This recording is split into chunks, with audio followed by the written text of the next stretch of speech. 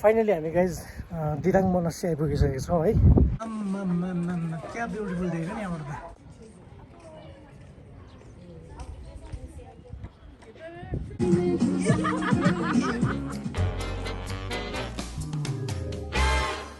Stay tuned, guys.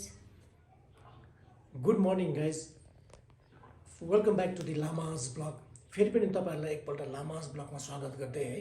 आज चाहिँ हामी चाहिँ आज छुट्टीको दिन भएकोले गर्दाखेरि आज चाहिँ म र मिसेस चाहिँ अरुणाचल प्रदेशको दिराङ भन्ने जग्गामा चाहिँ हामी घुम्नु जाँदैछौँ। त्यहाँ पनि एउटा ठुलो नामी गुम्बा छ अरे है।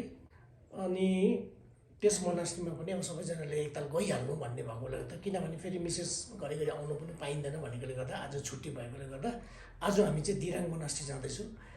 तपाईँहरूलाई पनि हामी सँगसँगै दिराङ मोनास्ट्रीको दर्शन गराउनेछौँ। अनि साथसाथमा एउटा शान्ति भ्याली भन्ने दिराङ मोनास्ट्रीकै नजिकमा, दिराङको एउटा अपोजिट भ्यालीमा चाहिँ एउटा शान्ति भ्याली भन्ने छ अरे है। त्यो पनि एकदमै राम्रो मिनी स्विजरल्यान्ड भनेर भन्दो रहेछ यहाँनिर है। एकदमै राम्रो भ्याली टाइपको छ अरे।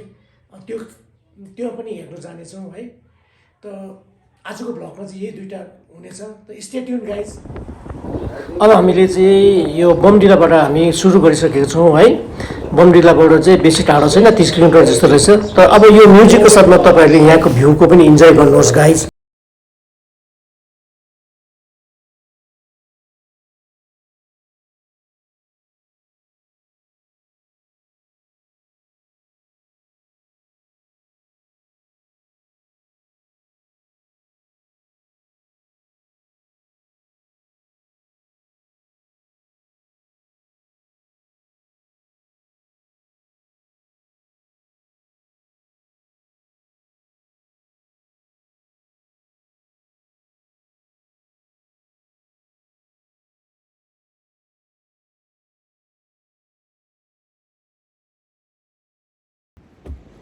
फाइनली गाइज हामी अहिले शान्ति भ्यालीमा आएको छु घुम्नुको लागि है। यो चाहिँ हाम्रो जहाँ चाहिँ म पोस्टिङ छु बमडिला, त्यहाँदेखि चाहिँ झन्डै 1 घन्टा लाग्दो रहेछ आउनुको लागि। अघि बिहानै 10 बजीतिर निस्केको तलबाट, अहिले जस्ट हामी आइपुगेँ। त्यसले गर्दाखेरि अहिले हामीले यसको वरिपरिको भ्यू हेर्नुहोस्। एकदमै मलाई चाहिँ युङथाङहरू जस्तो पनि लाग्यो, झन्डै झन्डै है। युङथाङहरू जस्तो कहाँ कहाँतिर पुगेको जस्तो। यसलाई चाहिँ अब एउटा मिनी स्विजरल्यान्ड पनि भन्दो रहेछ भन्नेले चाहिँ हो। यस्तो वरिपरिको एकताल तपाईँलाई 360 डिग्री हेर्नुहोस् भ्यू। वरिपरि सेम युङथाङ जस्तो पनि लाग्यो, यो जस्तो पनि लाग्यो। एकदमै नाम चाहिँ शान्ति, SANGTI शान्ति जस्तो लाग्यो। शान्ति कि के रहेछ, तर शान्ति चाहिँ ओभर शान्ति क्या। यहाँनिर पानीको स्ट्रिमहरू पनि बगिरहेको है, मसिनो खोलाहरू बगिरहेको। अलिकति चाहिँ तल यहाँनिर यस्तो प्लास्टिकहरू खाएर टुरिस्टहरूले यस्तो नफ्याँकिदिनु पर्ने जस्तो लाग्यो मलाई है। यसरी खाएर चाहिँ अलिकति यो जग्गा चाहिँ यति स्वच्छ जग्गा रहेछ कि यसलाई चाहिँ अब यस्तो पल्युटेड बनायो भनेदेखि चाहिँ यसको ब्युटिनेस नै जान्छ जस्तो लाग्यो है। अलिकति मान्छेहरूले टुरिस्टहरू पनि आउँछ, अलिकति याद गर्नुपर्ने जस्तो लाग्यो। हेर्नुहोस् एकदमै अब बसौँ लाग्दो घुम्नु जग्गा है। हेर्नुहोस् न भ्यू, तपाईँले हेर्नुहोस् कस्तो लाग्यो। कमेन्ट गरेर भनिदिनुहोस् तपाईँहरूलाई यदि मन पऱ्यो भनेदेखि। यो चाहिँ अब तपाईँको बमडिलादेखि 1 घन्टाको बाटो रहेछ बमडिलादेखिको है।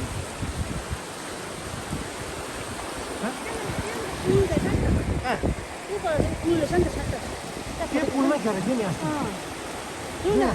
टाढो रहेछ नि पुल त है। उल्टो रहेछ नि। यहाँ चाहिँ अघि बमडिलामा चाहिँ ओभर चिसो हावा, यहाँ चाहिँ गरम रहेछ जग्गा चाहिँ होइन। यी म अहिले ज्याकेट खोल्नु परिरहेको छ है। यतिको गरम भयो भने त मजा आउने रहेछ नि त है। बमडिलामा चाहिँ अलिक चिसो भएकोले गर्दाखेरि चाहिँ अब त्यो लुगा लगाएर भित्रै बसिरहँदा चाहिँ अलिक बोरिङ हुन्थ्यो। त यसरी बाहिरतिर निस्किँदाखेरि त हेर्नुहोस्, मलाई त एकदमै सिक्किमको युङथाङ पुगे जस्तो फिल आउँदैछ गाइज होइन। उतै घरमै छु जस्तो लाग्यो, युङथाङतिर पुगे जस्तो लाग्यो क्या।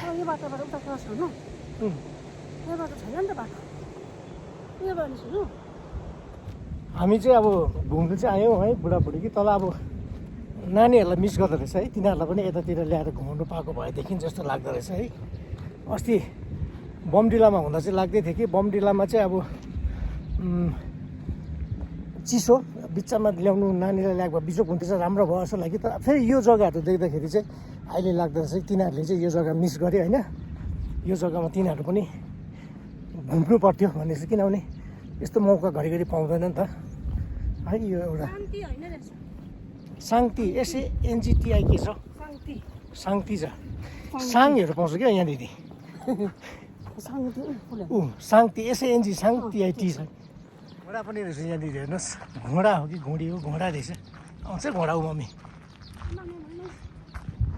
दामी घोडा रहेछ।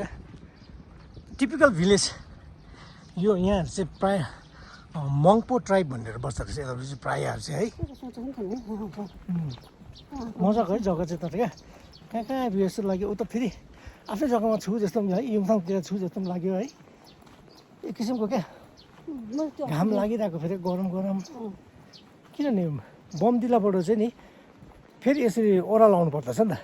ओह्रालो आएर झन्डै सिलेबरको जस्तो आयो मुनि मुनि क्या। त्यो खोला, यो खोलाको मुनि मुनि आउनु पर्दो रहेछ। मजा आयो आजको। एक घन्टा ट्राभल गरेको चाहिँ वर्थ हो यो चाहिँ होइन, यति हेर्नु पाउनु चाहिँ। अन्त अहिले हामी यहाँनिर एउटा ब्रिज रहेछ सानो है, ब्रिजमा हेर्न जाँदैछु गाइज। तपाईँहरूलाई पनि त्यहाँ ब्रिजबाट एउटा भ्यू देखाउने चाहिँ हेर्नुहोस्। तपाईँहरू पनि इन्जोय गर्नुहोस् हामी सँगसँगै।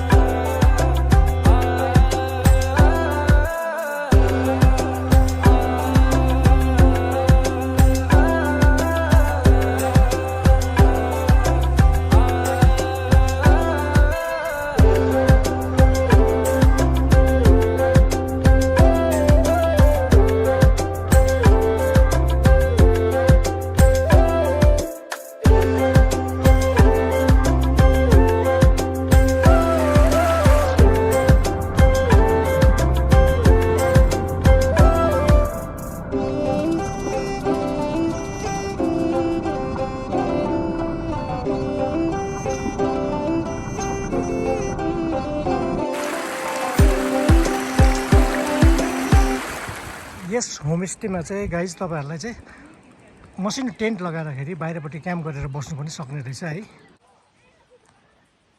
यो माथिको भ्यू चाहिँ साह्रै मन पऱ्यो गाइज मलाई चाहिँ। हेर्नुहोस् न, एकदमै मजाको भ्याली। यहाँ पनि अब टेन्टहरू बनाएर क्या त्यो राति क्याम्प गरेर बस्न सक्ने रहेछ यहाँ पनि है। यस्तो प्रोभिजन गरेको छ यिनीहरूको। तपाईँहरूलाई पनि देखाउने हो, त्यति मात्रै हो। तपाईँहरूको इन्फर्मेसनको लागि चाहिँ अब कोही बस्नुको लागि आयो भने चाहिँ यहाँनिर चाहिँ आउनु सक्ने रहेछ एकदमै। यसरी टेन्टहरू बनाएको रहेछ होइन। अहिले चाहिँ हामी अर्कै एउटा फेरि भ्यू पोइन्टमा आएको छु है। मजाको रहेछ यो पनि घुम्नु चाहिँ।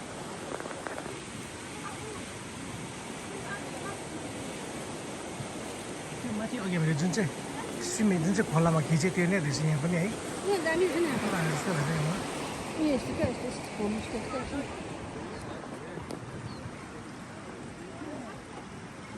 दुईजना फर्केको यहाँबाट फेरि बेसी टाइम जस्तो गर्नु। दिराङमा फेरि एउटा मोनास्ट्री छ है, त्यो मोनास्ट्री घुम्नु अब एकदमै जरुरी छ, किनभने धार्मिक प्लेसमा त झन् घुम्नै पऱ्यो नि त। अब सिधै हामी दिराङ जान्छौँ, दिराङमा गएर चाहिँ अब त्यहाँ गुम्बामा भेट्नेछु तपाईँहरूलाई। फाइनली हामी गाइज दिराङ मोनास्ट्री आइपुगिसकेको छौँ है। दिराङ मोनास्ट्री अब यहाँ बजारकै अलिकति माथिल्लोपट्टि रहेछ है। म पनि आज फर्स्ट टाइम आएको यहाँनिर मोनास्ट्रीभित्र हामी बस्दैछौँ। तपाईँहरूलाई पनि हामी कोसिस गर्छौँ भित्रको दृश्य कस्तो छ देखाउने कोसिस गर्छु है। आशा राख्दछु तपाईँले पनि हामी सँगसँगै यस मोनास्ट्रीको दर्शन गरेर मन बढाइदिनुहुन्छ होला भने।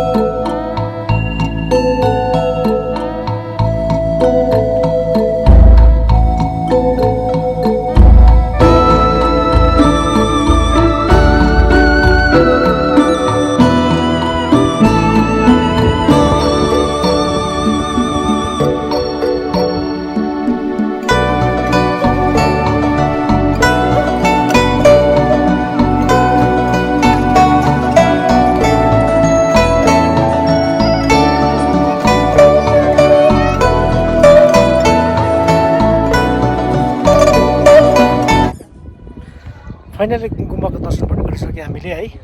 अब चाहिँ हामी यहाँबाट निस्किने हो, खाना खाएर निस्किने होइन, अरू केही छैन अब। अब सिधा उता अब बमडिलामा भेट्ने बमडिलामा होइन, खाना खान जान्छु यहाँ। खाना खाउँ न।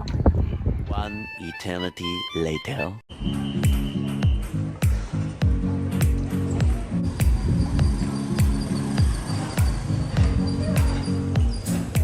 Two hours later. बमडिलाको नजारा एकताल हेर्नुहोस् तपाईँहरू पनि, यस्तै रहेछ। अब मेरो टाइम पास चाहिँ यता नै होला भोलि पर्सितिर। अब यो चाहिँ बजारमै रहेछ नि त, बुद्ध पार्क भन्दो रहेछ कि फुन्चुलिङमा जस्तो लाग्यो। फुन्चुलिङमा जस्तै बजारमै एउटा सानो पार्क छ नि, त्यस्तै रहेछ यहाँ पनि।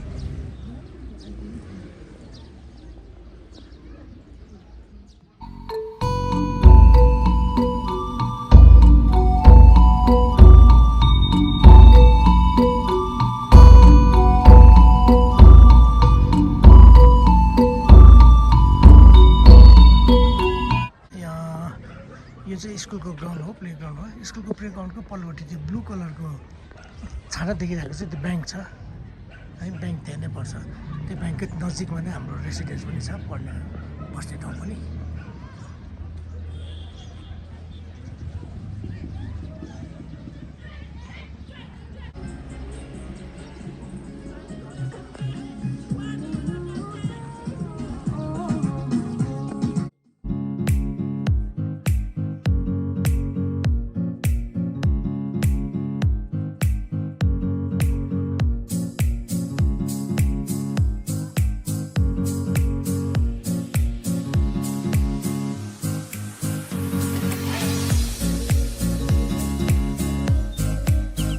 Later that same evening. त गाइज आजको चाहिँ अब यो जुन चाहिँ आजको दिनको टुर थियो, यसको अन्तिम अब यो स्पट चाहिँ यो हो है। आज हामी चाहिँ अब यहाँनिर चाहिँ हेलिप्याडमा आएको। खासमा हेलिप्याडबाट चाहिँ यो बेलुकाको जब लाइट हल्कासँग जल्दै गरेको हुन्छ नि, त्यो भ्यू चाहिँ राम्रो आउँछ भन्दै थियो। तर त्यति बेलासम्म फर्किनु सकिँदैन है, अलिक छिटो आइपुग्यो हामी। त्यसले गर्दा अब जान्छु। अब यो बाटो हेर्दा चाहिँ गाइज जुलुकको बाटो जस्तो लाग्यो। हेर्नुहोस् तपाईँहरूलाई त्यस्तो लागेन है? म त सिक्किममा छु जस्तो लाग्दैछ यहाँनिर हेर्दाखेरि। यो बमडिलाको पारिपट्टि डाँडामा आएर खिचेको हामीले है। यो चाहिँ बमडिला हो, यस्तो रहेछ बमडिला चाहिँ।